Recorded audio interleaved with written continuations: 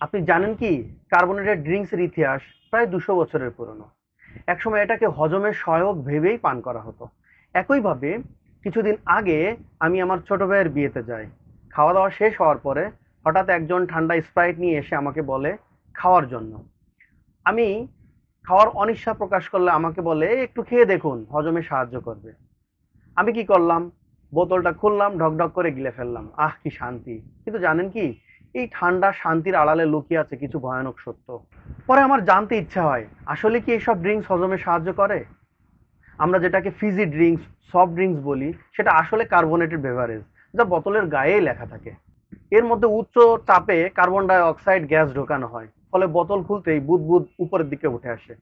ফ্রিজে রাখা খুব ঠান্ডা আর ফিজি, একদম আকর্ষণীয়। পান করার পরেই ঢেকুর উঠতে শুরু করে, বলে মনে হয় এই বুঝি হজম হওয়া শুরু হয়ে গেল। কার্বোনেটেড ড্রিঙ্কস থাকে কার্বন ডাই অক্সাইড, যেটা আপনার পাকস্থলীতে প্রবেশ করে, ফলে সেই গ্যাসটি ঢেকুর হিসেবে বের হয়ে আসে, যেটাকে আমরা মনে করি যে হজম শুরু হয়ে গেল। কিন্তু ব্যাপারটা এখানেই থেমে থাকে না।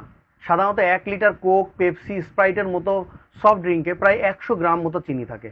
কিন্তু বিশ্ব স্বাস্থ্য সংস্থা ডাব্লিউএইচওর সুপারিশ অনুযায়ী প্রাপ্তবয়স্ক মানুষের প্রতিদিন সর্বোচ্চ 25 থেকে 50 গ্রাম চিনি খাওয়া উচিত। অথচ আপনি এক বোতলে ড্রিঙ্কস এই সেটা দ্বিগুণ খেয়ে ফেললেন। হজম তো হলোই না, কিন্তু এর ফলে হতে পারে ওজন বেড়ে যাওয়া, ডায়াবেটিকের ঝুঁকি, দাঁতের ক্ষয়, অ্যাসিডিটি, গ্যাস্ট্রিক, অন্ত্রের ব্যাকটেরিয়ার ভারসাম্য নষ্ট হওয়া, এমনকি কিডনি ও হার্টের সমস্যা পর্যন্ত।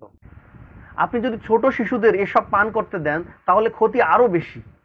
এজন্য কিছু কিছু বোতলের গায়ে সতর্কতা বাণী লেখা থাকে, যেমন গর্ভবতী নারী, ক্যাফেইন সংবেদনশীল ব্যক্তি ও শিশুদের জন্য এটা প্রযোজ্য নয়। অনেকেই বলেন ডায়েট কোকি তো খাই, তাতে কি হয়েছে? আসলে ওতে চিনি নাই, কিন্তু ওখানে এক ধরনের কৃত্রিম সুইটেনার ব্যবহার করা হয়, যেটা দীর্ঘমেয়াদী প্রভাব মানুষের শরীরে কেমন হয় সেটা আজ পর্যন্ত আমরা জানি না। সুতরাং ভবিষ্যতে কি হবে সেটা না জেনে এটা খুব বেশি পরিমাণ কনজিউম করা উচিত নয়। সুতরাং আজ থেকে পান করতে পারেন লেবু বা জিরার পানি, ডাবের পানি, ফ্রেশ ফলের রস, যেটা চিনি ছাড়া। আর সাথে সাথে চাইলে লাইক, কমেন্ট এবং সাবস্ক্রাইব করতে পারেন। ধন্যবাদ।